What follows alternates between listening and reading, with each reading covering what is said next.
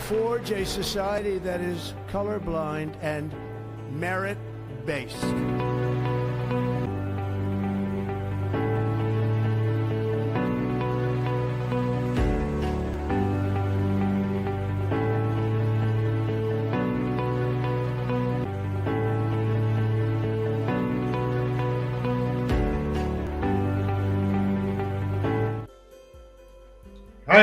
Hi Mario, hi Princess, hi Syria. How are you guys? Good, how are you? Wonderful, wonderful. Yeah, so what we have today? Okay, so for our first featured question for today, if I'm acknowledged in the acknowledgments section of a published book, like a Pearson title, can that count toward the EB1A authorship criteria, or does USIS only recognize actual authorship or published material? I mean, it's a quite a, I would say, a strange question actually, because the criteria very clearly says that you should have been an author. Now, let us say, for example, let's take a scenario where Mario publishes a book, and just gives you an acknowledgement for giving some ideas or some thought process, or helps you to maybe acknowledgement to kind of just give some little information that has helped you to create a book. Would it be fair for Mario to say that he has authored the book? I mean, that's the whole idea. It won't be very fair. The idea is to show your expertise in your field of domain. It's not about just being published somewhere. So it would be not be a very fair idea, and it would, in fact, it would be a more of a fabrication actually of evidence if somebody tries to do that. I would strongly suggest not to do something like this at all. Actually, let's be clear about it. So I think better way of doing things is that write your own book, and do this.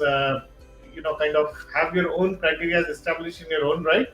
This is like fitting into the criteria just one way or the other. This is definitely not a apt way of doing things. I would say that if it has to be your work product, your contribution, your expertise, you cannot piggy bank on somebody else's work like this. Actually, so let's be honest about the truth here. The key word is being honest about the truth in whatever endeavor that you are doing. Okay, so there's nothing more to say on this. Guys, I mean, I think one of the most important thing in any EB1A petition is, being truthful. I mean, that any particular evidence, there are three elements of a good petition. One is that it needs to be credible. Number two is that it needs to, kind of be reliable. And number three is it needs to be probative. The question is that is this a credible proof? That's the first thing. So it would kind of, miss the first test itself. So I would strongly suggest that do and present to USCIS something that makes sense. Okay. So we have had a lot of people in the program who have kind of written books and then they have mentioned. I have not heard of anything like this before, and I would not advise anybody to do it as well. Okay. So let's move to the next question. Yeah, absolutely. So the next question is actually pretty similar.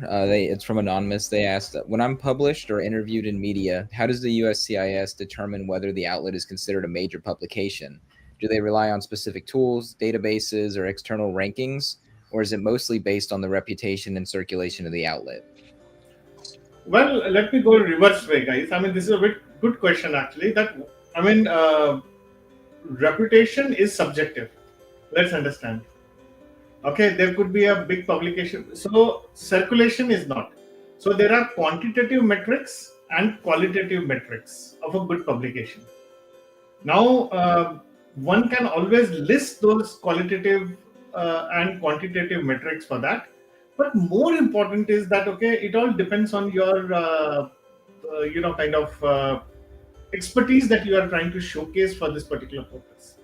If your expertise is not in order, then definitely this will not go there. And there are certain cases where media is not relevant at all, actually, for you.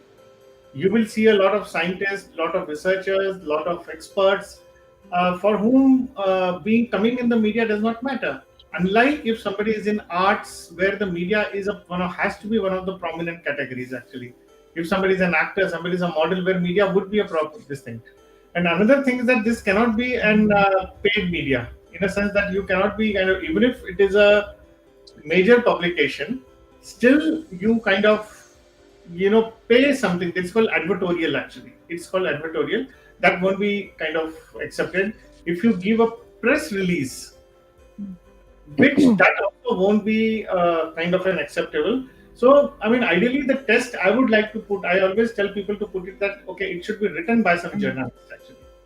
And there has to be an you see, the key thing is, again, I go back to the three words which I said: credible, kind of reliable, and third would be probative.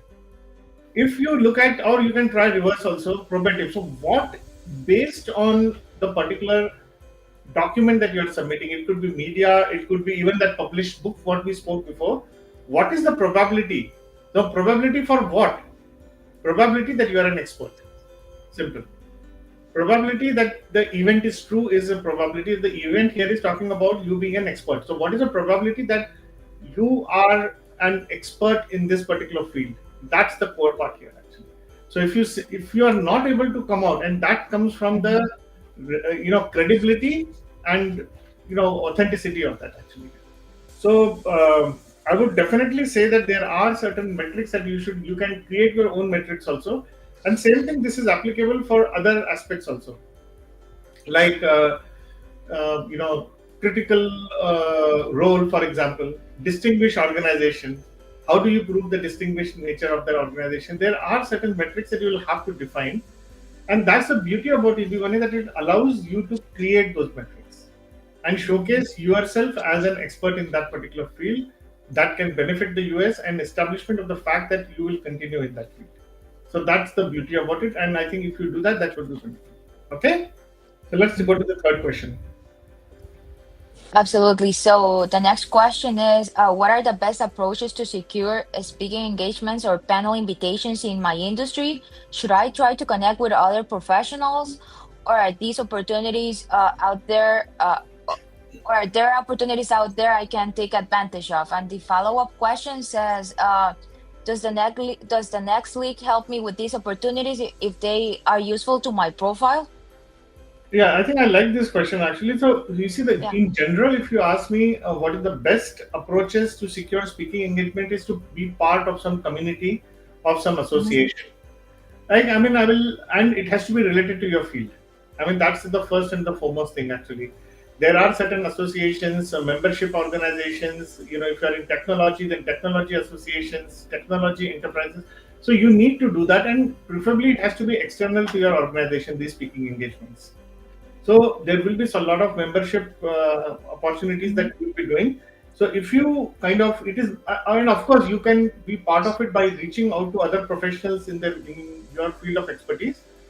You see, networking is very important, and I always say to people in the program and otherwise that number one, EB1A is not about you. Let's understand. EB1A is about the impact that you have created, the legacy that you are trying to leave behind. That's the most important aspect. Many people mistake, I'm knowledgeable.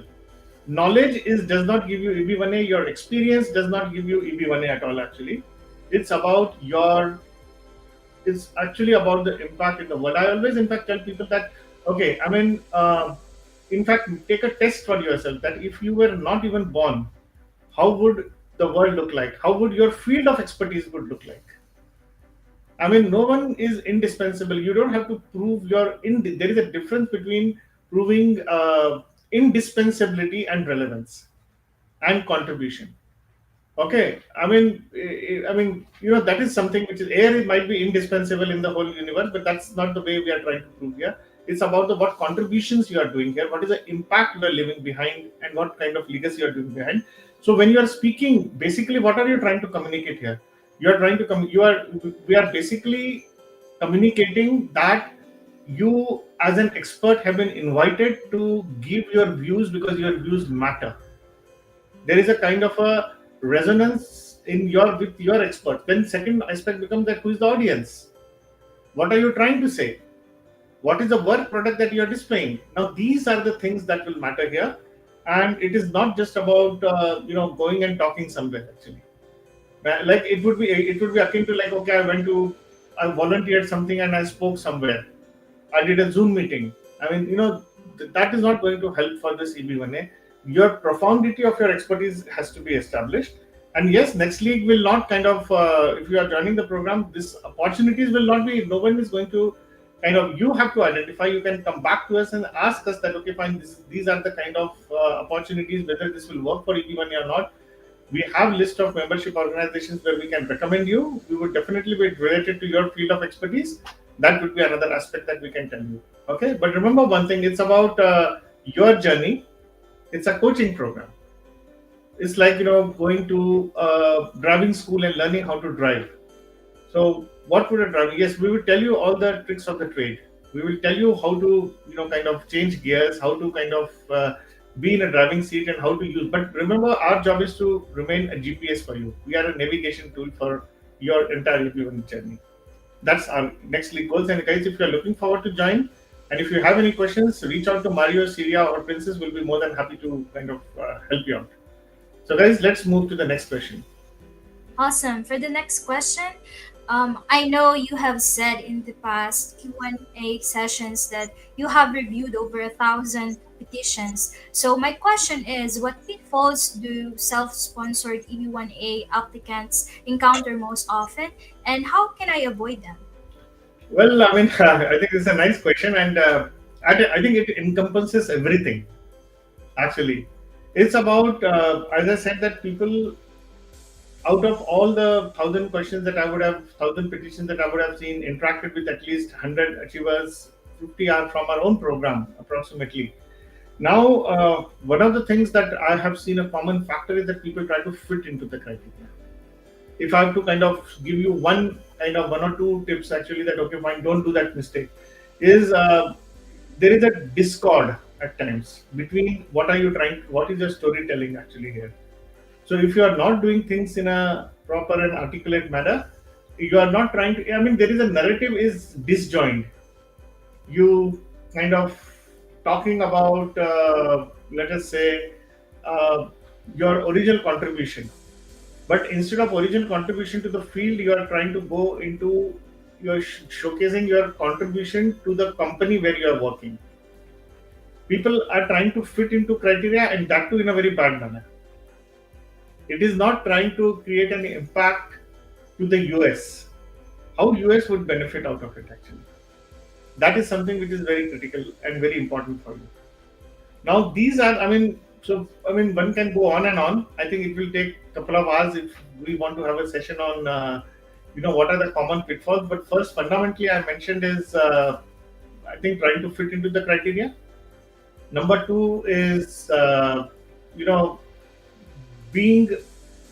showcasing your contribution only to your organization per se, rather than outside the scope of the organization.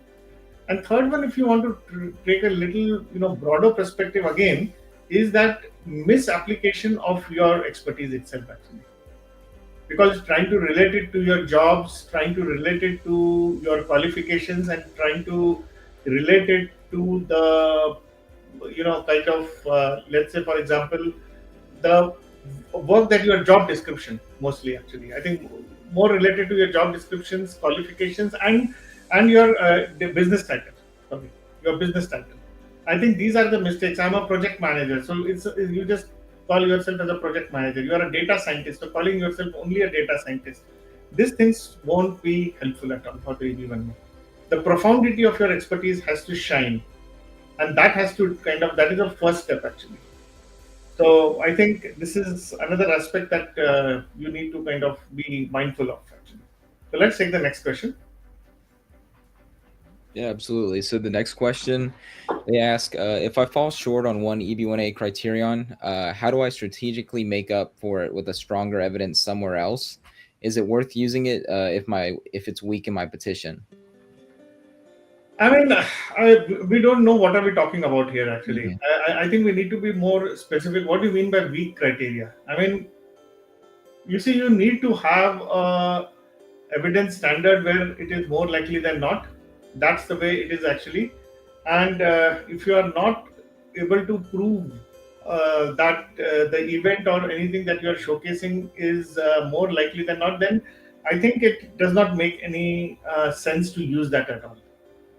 For example, let us say you I mean, you are a part of some membership organization, but if you don't have evidences that you were selected for the expertise, or you got some award where you are not able to show that who was the jury and how you were selected and how it is connected to your expertise and why you got that award. I mean, there is nothing, according to me, there is nothing such as weak criteria per se.